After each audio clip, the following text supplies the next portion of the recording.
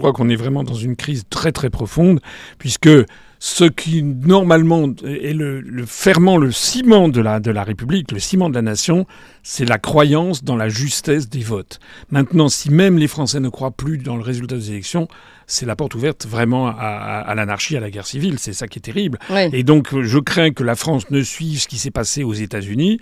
On voit bien que c'est un cancer, l'affaire de 2020, l'élection présidentielle aux États-Unis. Ils n'en sont pas sortis. Et il y a maintenant un doute légitime que l'on peut avoir sur l'ensemble des élections, du processus électoral. Il n'y a d'ailleurs pas uniquement le trucage des sondages et l'éventuel trucage des votes, mais il y a aussi le principe même des élections qui sont de façon scandaleusement manipulées. Je l'ai déjà expliqué 50 fois, où vous avez des candidats présélectionnés qui ont droit à tout et les autres n'ont droit à rien. C'est une espèce de cooptation et on essaie de faire voter par les Français, de faire valider par les Français comme si c'était eux qui avaient décidé, qui avaient fait ce choix. Et dans la mesure où le peuple devient rétif, maintenant on en est probablement à manipuler jusque y compris le vote. C'est la dernière étape, c'est la dernière station pour parler en termes, si vous voulez, comme la passion du Christ. C'est la dernière station avant peut-être l'explosion générale du système. C'est bon. Bonsoir Monsieur le Président de la République, Florent Tardif pour CNews. La situation politique en France est venue jusqu'à s'inviter dans les conversations que vous avez pu avoir ces derniers jours ici à Washington avec vos différents homologues. Monsieur le Président de la République, le nouveau Front populaire devrait dévoiler le nom d'un Premier ministre demain. Est-ce que vous nommerez à Matignon cet homme ou cette femme qui sera désigné puisque ils sont arrivés en tête devant votre majorité sortante et le Rassemblement national? Êtes-vous capable de nous donner un oui ou un non définitif ce soir, ou cela pourrait-il dépendre du profil ou de la couleur politique de la personne désignée? Merci beaucoup.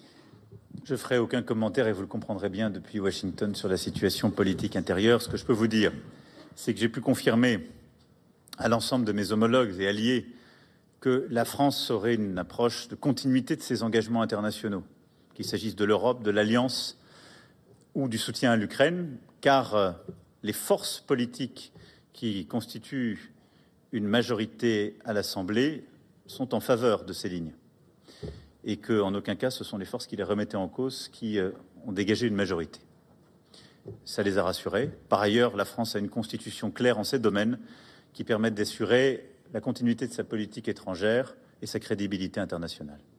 Ce qu'il va falloir faire, c'est commencer une nouvelle ère politique où on agit de manière responsable, en adulte. On sort des postures, on sort de soi-même, on a un projet, on a des mesures, mais il va falloir débattre, il va falloir discuter, il va falloir dialoguer. Il est donc évident, au vu de ces conditions préalables, que Jean-Luc Mélenchon et un certain nombre de ses alliés ne peuvent pas gouverner la France.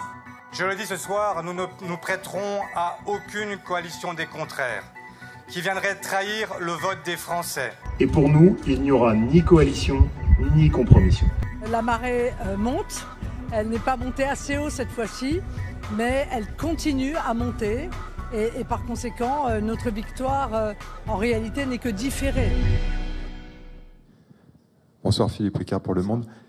Vous avez dit que vous aviez senti le besoin de rassurer vos homologues. En quoi les avez-vous sentis inquiets en fait sur la situation intérieure française? En quoi les avez-vous sentis inquiets? Et avez-vous eu le sentiment que vos commentaires les ont effectivement rassurés? Merci.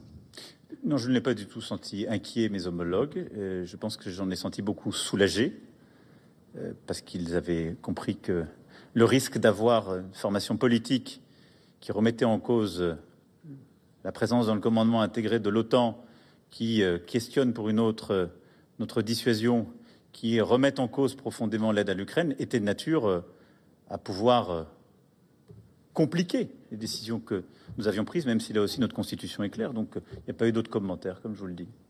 Les choses avancent. Allez-y, si vous avez une dernière question. Après, on ira prendre l'avion. Bonsoir, Bastien Auger pour TF1 LCI. Vous venez à l'instant de dire que vous avez rassuré vos partenaires Si on comprend entre lignes ce que vous dites à la fois sur le fait que le Rassemblement national ne prendrait pas les commandes du gouvernement, mais vous parlez aussi de ceux qui remettent en cause notamment la dissuasion. Donc je pense que vous faites aussi référence à la France insoumise. Est-ce que ça veut dire que vous dites ce soir que la France insoumise n'intégrera pas de gouvernement français, même si c'est ce que vous demande, c'est ce que disait mon collègue tout à l'heure, une partie des forces politiques françaises qui estiment être arrivée en tête?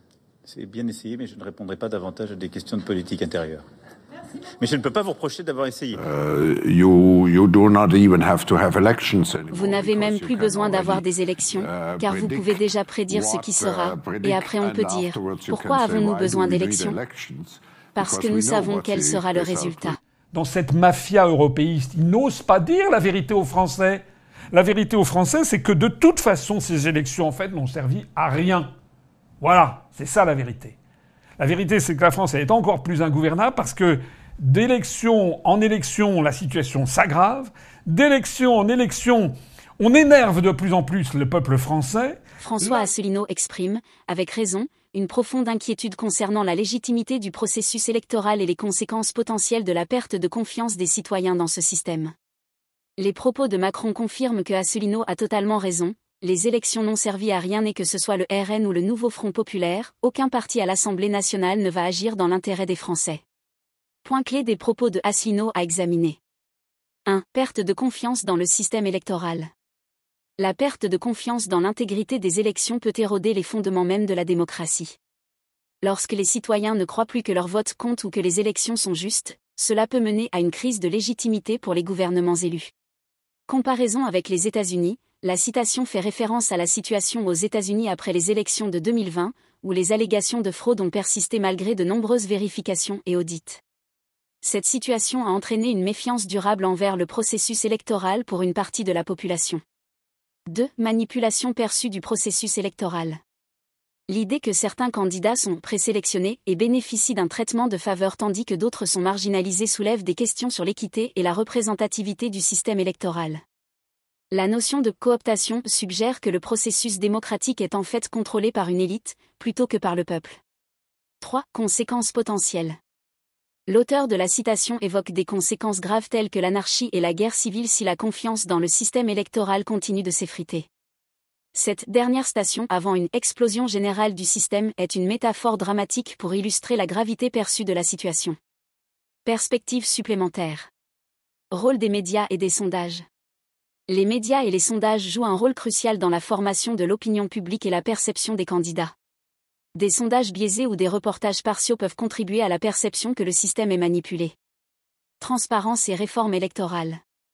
Pour restaurer la confiance, des mesures de transparence accrues et des réformes électorales pourraient être nécessaires. Cela pourrait inclure des audits indépendants des résultats électoraux, une surveillance plus stricte du financement des campagnes et une couverture médiatique équitable pour tous les candidats. En somme, la citation met en lumière une crise de confiance potentiellement dangereuse dans les systèmes démocratiques, soulignant la nécessité de réformes et de transparence pour maintenir l'intégrité et la stabilité des processus électoraux. Partagez avec nous vos avis en commentaire. À bientôt.